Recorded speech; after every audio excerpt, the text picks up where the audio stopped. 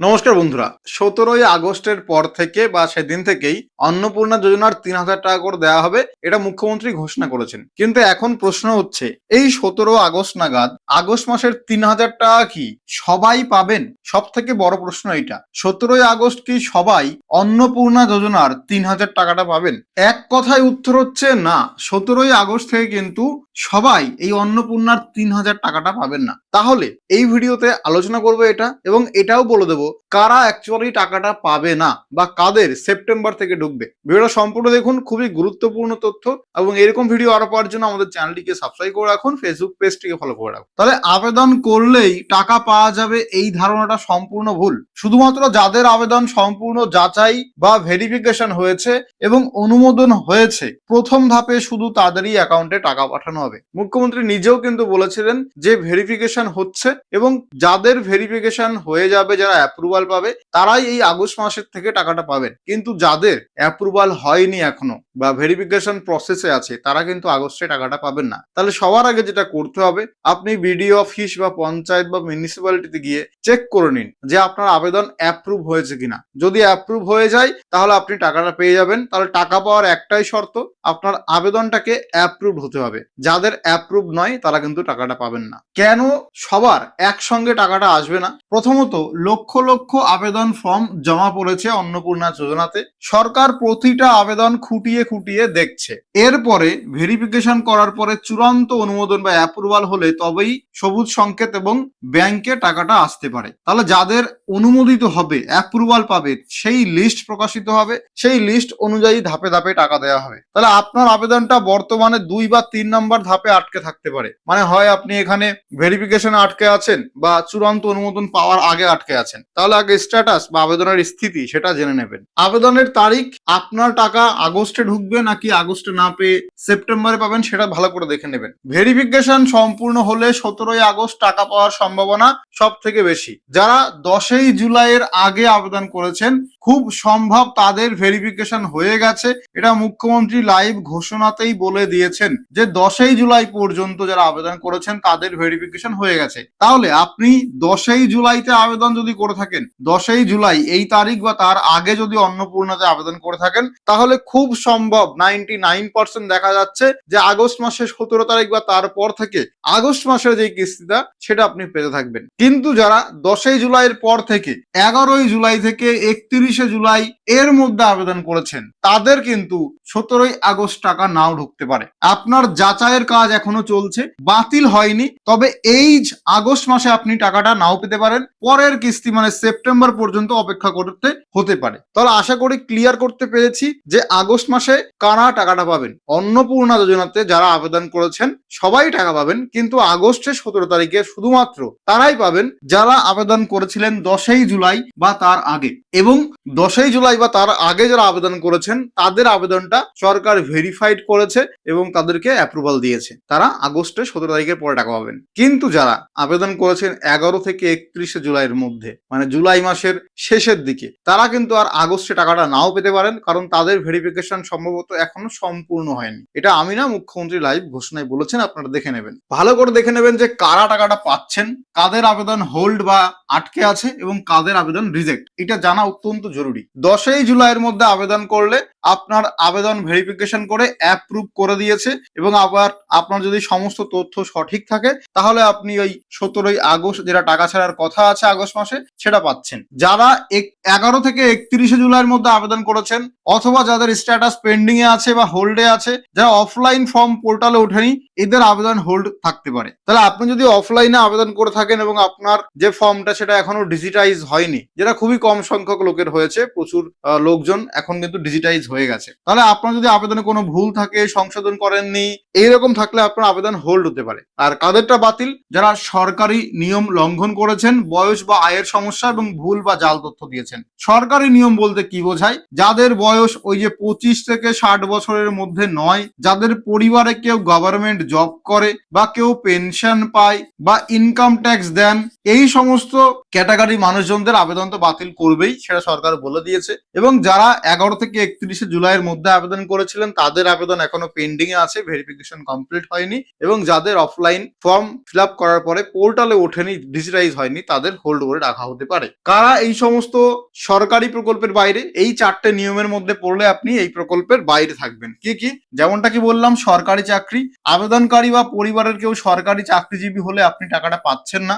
সরকারি পেনশন বা ভাতা, আগে থেকেই অন্য সরকারি বা আর্থিক ভাতা বা পেনশন পেলে আপনি এই প্রকল্পে টাকাটা পাবেন না। ইনকাম ট্যাক্স প্রদানকারী পরিবার বা উচ্চ আয়ের পরিবার আয়কর দিয়ে থাকলে টাকাটা পাচ্ছেন না। এবং 25-এর কম বা 60-এর বেশি বয়স হলে আপনি টাকাটা পাবেন না। এবারে যে ইনকাম ট্যাক্স ফাইল, এইটা অনেকে ভুল করে ইয়েস করেছেন না বুঝে। কেননা ইনকাম ট্যাক্স তখন লাগে যখন আপনার মাসিক ইনকাম 1 লাখ বা বার্ষিক ইনকাম 12 লাখ হয় কম করে, তার উপরে ইনকাম ট্যাক্স দিতে হয়, তাহলে আপনি আয়করদাতা বা ইনকাম ট্যাক্স পেয়ার হন। কিন্তু ক্রেডিট কার্ড করার জন্য বা লোন নেবার জন্য অথবা টিডিএস এর জন্য আপনি আইটিআর ফাইল করেন, সেক্ষেত্রে আপনার ইনকাম এত নয়, কিন্তু আপনাকে আইটিআর ফাইল করতে হয়, সেক্ষেত্রে আপনি ইনকাম ট্যাক্স পেয়ার নন, আপনাকে এখানে নো করতে হবে। এবার যদি ভেরিফিকেশনের সময় আপনি এটা ঠিক করে দেন, বা অনেকে ইয়েসও করেও টাকাটা পেয়েছে, তো এটা দেখার বিষয়, ওয়েট করতে হবে যে এটা কি হয়। যাদের আবেদন হোল্ড অবস্থায় রাখা হয়েছে, সিভিক ভলেন্টিয়ার, প্যারা টিচার, আশা কর্মী, অঙ্গনওয়াড়ি ওয়ার্কার এবং অঙ্গনওয়াড়ি অঙ্গনওয়াড়ি সহায়িকা, এদের আবেদন হোল্ড করে রাখা হয়েছে। এদের আবেদন বাতিল হয়নি, অনুমোদনও দেওয়া হয়নি। পরবর্তীতে সরকার এদের বিষয় ভেবেচিন্তে সিদ্ধান্ত নেবে যে এদের টাকা দেওয়া হবে কি হবে না। বর্তমানে এদের টাকা দেওয়া হবে না, হোল্ড করে রাখা হয়েছে। তাহলে এখন যদি আপনি অফলাইনে আবেদন করে থাকেন, তাহলে যেই সমস্যাটা হচ্ছে যে পোর্টালে এখনো এন্ট্রি করা হয়নি, আপনার অফলাইন ফর্ম যেটা পঞ্চায়েতে বা জনকল্যাণ শিবিরে জমা দিয়েছেন, সেটা যদি এখনো এন্ট্রি না হয়ে থাকে বা পোর্টালে আপলোড না হয়, তাহলে কিন্তু ভেরিফিকেশন শুরু হবে না, যার জন্য আপনার এই আগস্টে টাকা পেতে দেরি হতে পারে। তাহলে যদি আপনি অফলাইনে আবেদন করেন, তাহলে আপনার কি করণীয়? এখনই বিডিও, পঞ্চায়েত বা মিউনিসিপ্যালিটিতে গিয়ে নিশ্চিত করুন আপনার ফর্ম অনলাইনে এন্ট্রি তারা করেছে কিনা এবং তার স্ট্যাটাস কি রয়েছে।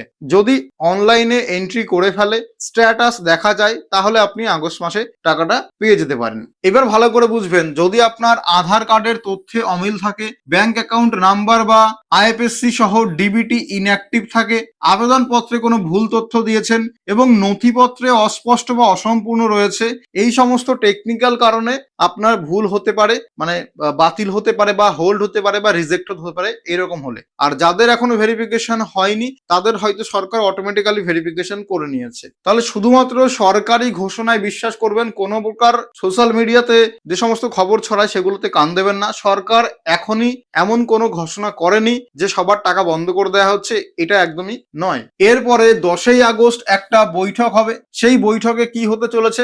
সেই বৈঠক হবে দুপুর 2টোর সময়। ওই বৈঠকে উপস্থিত থাকবেন নারী ও সমাজ কল্যাণ দপ্তরের মন্ত্রী, যিনি মালতী রাভা রয়, এবং মুখ্যমন্ত্রী। ওই মিটিং এ বা অনুষ্ঠানে জানা যাবে প্রকৃত যোগ্যতার চূড়ান্ত নিয়ম, যেটা খুবই প্রয়োজন। এখানে অন্নপূর্ণাতে এক এক সময় এক এক রকম নিয়ম হয়েছিল, কিন্তু কারা অ্যাকচুয়ালি যোগ্য, কারা টাকা পাবেন এবং কারা অযোগ্য, কারা টাকা পাবেন না, তার একটা পূর্ণাঙ্গ গাইডলাইন বা নোটিশ এই 10ই আগস্ট দুপুর 2টোর সময় পাবলিশ হবে। তখন আমরা এটা ভালোভাবে বুঝতে পারবো যাদের আবেদন হোল্ড আছে তাদের কি ভবিষ্যৎ। যেমন আশা কর্মী, অঙ্গনওয়াড়ি কর্মী, এদের আবেদন কিন্তু হোল্ড আছে, তারা টাকাটা পাচ্ছে না, তাদের সম্পর্কেও জানা যাবে। এবং কোন কোন ডকুমেন্ট চূড়ান্ত ভাবে গ্রাহ্য করা হবে অন্নপূর্ণা প্রকল্পে, সেগুলোও জানা যাবে। তো এই মিটিং এর দিকে এবার সবার পাখির চোখ রয়েছে, কারণ এই মিটিং থেকে এবার সম্পূর্ণটা আমরা ক্লিয়ারলি বুঝতে পারবো। আপনি বর্তমান স্ট্যাটাস কিভাবে জানবেন? আপনার আধার কার্ড বা আবেদন করার পরে যে স্লিপটা বেরিয়েছিল যেখানে টেম্পোরারি আইডি লেখা ছিল, এই দুটো ডকুমেন্ট নিয়ে আপনাকে যেতে হবে কোথায়? আপনি যদি গ্রাম এলাকায় থাকেন বিডিও অফিসে, বা পঞ্চায়েতে, শহর এলাকায় থাকলে পৌরসভায় যাবেন। ওখানে গিয়ে আপনি জানতে পারবেন কি আপনার স্ট্যাটাস। তাহলে আপনার আধার কার্ড এবং আবেদনের রসিদ, যেটাকে অ্যাকনোলেজমেন্ট স্লিপ বলছে, ওটা সঙ্গে নেবেন। যাবেন আপনার ভিডিও এবং পৌরসভায় যেখানে আপনি থাকেন, সেখানে গিয়ে দায়িত্বে থাকা সরকারি আধিকারিকদের কাছে সমস্ত ডকুমেন্ট দেবেন। ওরা চেক করে জানিয়ে দেবে আপনার আবেদনের স্থিতি কি, সেটা অ্যাপ্রুভ হয়েছে নাকি এখনো পেন্ডিং আছে নাকি রিজেক্টেড আছে। যদি অ্যাপ্রুভ হয়ে থাকে তাহলে নিশ্চিন্তে বসে থাকবেন, আপনার 17ই আগস্ট টাকা ছাড়লে আপনি টাকাটা পেয়ে যাবেন। তাহলে বেশিরভাগ এখানে দেখা হচ্ছে যারা 10ই জুলাই বা তার আগে আবেদন করেছিলেন, তাদের টাকাটা 17ই আগস্ট বা তার পরে যখন দেবে ঢুকে যাবে। কিন্তু যারা আবেদন করেছিলেন 11 জুলাই থেকে 31 জুলাইয়ের মধ্যে, তাদের সম্ভবত আগস্ট মাসে নয়, সেপ্টেম্বর থেকে আবার টাকাটা দেওয়া হতে পারে। 17ই আগস্ট একসঙ্গে সবার টাকা ঢুকবে না। ওই দিন টাকা ঢোকেনি তার মানে আপনার আবেদন বাতিল নয়, কারণ আগস্ট মাসের 17 তারিখ টাকা ছাড়া হবে, এরপরে 18 তারিখ 19 তারিখ কিন্তু টাকা ঢোকা শুরু মানে চলমান থাকবে, টাকা ঢুকতে থাকবে। কারোর ব্যাংকের উপর ডিপেন্ড করে টাকাটা ঢোকে, অনেকের আগে ঢোকে, দিনের দিন ঢোকে, অনেকের একটু পরে ঢোকে। তাহলে 17ই আগস্ট থেকে টাকা পাঠানো শুরু হবে। লক্ষ লক্ষ মানুষের অ্যাকাউন্টে টাকা পাঠাতে সময় লাগে, যার জন্য কারো 17 তারিখ, কারো 18 তারিখ, কারো 19 তারিখ, এইভাবে ব্যাংকের উপরে ডিপেন্ড করে টাকাটা ঢুকবে, ব্যাংকের সার্ভারের উপরে।